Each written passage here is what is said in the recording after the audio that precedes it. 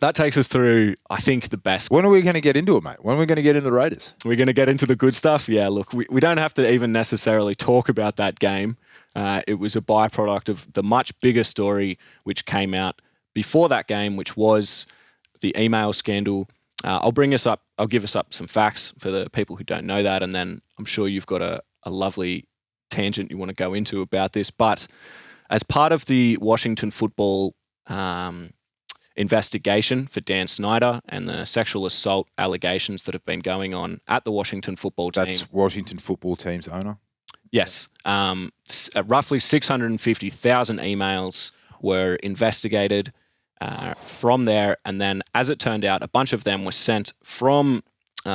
Bruce? Yes. Former Washington owner, between him and Jon Gruden, in which Jon Gruden had said...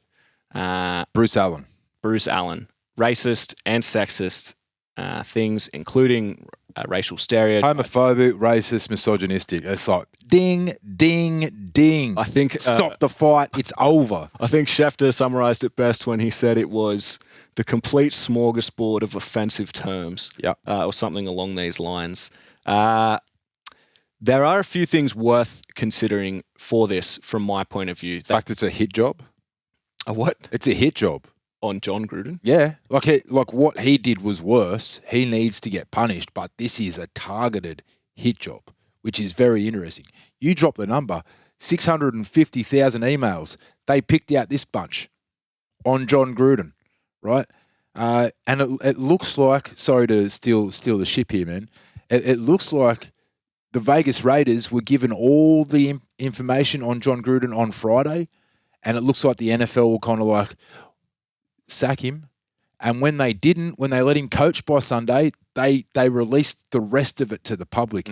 But given Jon Gruden addressed Goodell in his presser on Friday or Saturday, and the emails about Goodell hadn't gotten to us yet he'd read them, right? Which means that Vegas probably had all that info. They didn't just have the Michelin Tires email, which is, mate, It's so shit. It's such a bad call. It's heaps racist. It ties into Jim Crow, and it's not at all clever or smart. It's just dumb racism. But given that the Raiders probably had all this information that we weren't privy to until Monday, it's like he shouldn't have coached Sunday. They were going to lose to the Broncos this week. It just made me realise there was no chance he was going to remain the head coach of the Las Vegas Raiders, which is wild because he is the Las Vegas Raiders. He is the one on the billboards. He is the one that led them into that new stadium. He's the one that got courted by Mark Davis, the owner of the Raiders, for 7 years. He called it a 7-year dance when he signed Jon Gruden. Now the rug has been pulled out from under it. It is ugly. It is a massive story, but one of the most interesting things, which is what I led with, it is a hit job. It's not as bad as what Gruden said. He deserves everything that's coming to him, but it was a hit job. It was targeted. I think this is the start. I think these emails... A lot of emails to go through. Yeah, are going to uncover a lot and about a lot of different people. The thing that I think needs to be stressed and considered from the audience is that this wasn't a few emails, okay? It wasn't that he sent one email back in 2011 or 2014 or whatever people like quoting at the moment. This was taken from a 7 to 8 year period, and that's because that was the only 7 to 8 year period they had access to. I would be confident that if you looked more recently, these aren't isolated incidents. These things were still happening.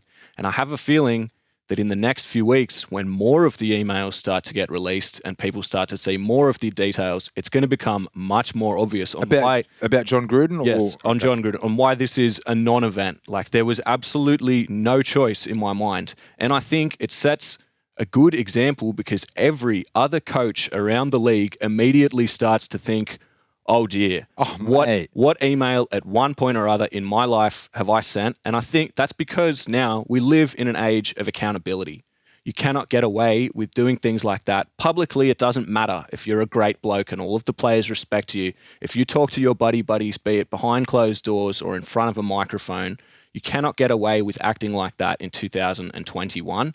Yes, it happened in the past, but that doesn't excuse the fact that it happened, and nor does it change the fact that it probably, behind closed doors, is still happening. Yeah. It's like, oh, it was 10 years ago. The dude was 48 10 years ago. He was he knew who he was, who Jon Gruden was. His friends, especially the ones privy to these kind of emails, knew who Jon Gruden was. What has made him change over the last 10 years? He was working with Tirico on Monday Night Football, standing next to a black man every Monday night, and then going home and writing these emails. Fast forward to the press conference on Friday, and he tells us he doesn't have a racist bone in his body. This is the problem, man. Larger than football, right? In one of the most racist countries in the world, you've got a bunch of people who are convinced they're not racist and then go home and write this kind of shit. It's a problem, dude. Yeah. And you hit the nail on the head. I would suspect every single GM, every single one, every single head coach was like, every single Caucasian head coach, every single Caucasian GM was like, oh shit, oh no. I hope I didn't write any emails to Bruce Allen over the last 10 years that were problematic because there's a massive push right now to get all of those 650,000 emails leaked. If we're gonna end this guy's career, let's end every other racist career that was involved with that Washington football email chain over the last 10 years. And this isn't, people want to get on their high horse and say, oh, this is cancel culture going too far. This isn't cancel culture. The NFL did not have the power to fire Jon Gruden. They couldn't come out and do that. This was the Oakland Raiders have looked at this information, and the Las Vegas Raiders have looked at this information, and they've said, this is not the direction we want to go in. This is not who we want to have representing us. We probably don't have the power either to fire him because it was sent from a personal email and they were private emails to a friend. You know, it wasn't anything from the organization. But now that laundry has been well and truly aired. I listened to the Pablo Torre podcast this morning, and he had someone that works inside the Las Vegas Raiders building as a journo, as a beat writer, but he gets access inside the building, and he said that the meeting they had where Gruden was let go was devastating. Like it wasn't Mark Davis swinging his power around, and that's what I was pointing out before. The fact that they had all this information on Friday and didn't sack him until the New York Times wrote their piece on Monday, right? I feel the NFL or whoever was leaking this, they gave the New York Times the rest of the information because Davis still hadn't sacked Gruden. They forced his hand. Now you have to sack him.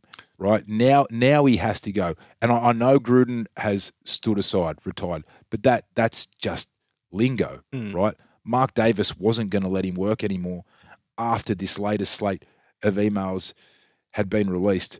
But let's talk about, besides the racism side, let's talk about also the sexism and the nude photos. And well, hang on, we'll get to that as well. I'm talking about the anti-gay side of things in a team that's got the only Nassib. Current.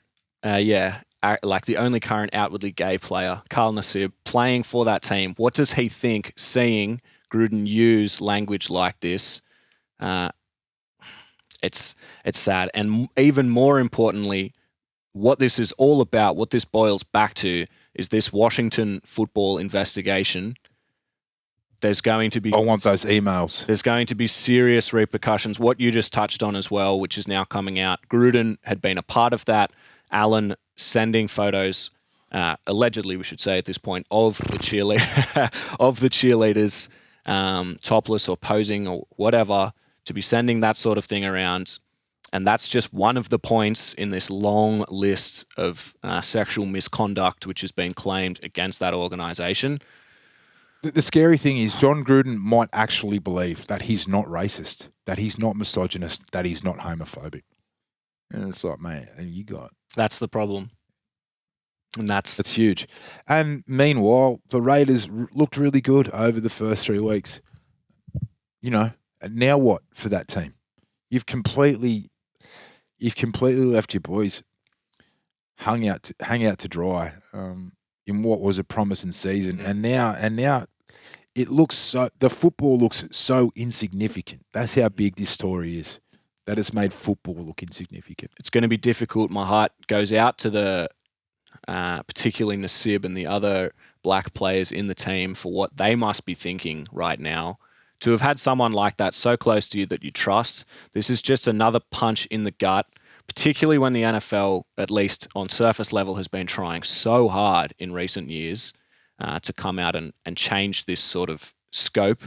To now see this again, it's just yet another example of how much more work still needs to be done on the topic. And one thing I will say is that, yes, he's the Las Vegas Raiders head coach, but the Raiders historically have been on the fall with inclusion and a progressive workplace. I think the first team to hire a female executive, the first team in the modern NFL era to hire an African-American head coach in 1989. Native American players, I'm pretty sure Jim Plunkett had Native American heritage. Al Davis meant it when he said, just win, baby. He didn't care how you looked, what your history was. If you were there to just win, that he treated you the same as everyone else. So it's a shame that Jon Gruden has marred what has been a positive history of inclusion and progression in the NFL. But they're their words that you won't be associated with Jon Gruden.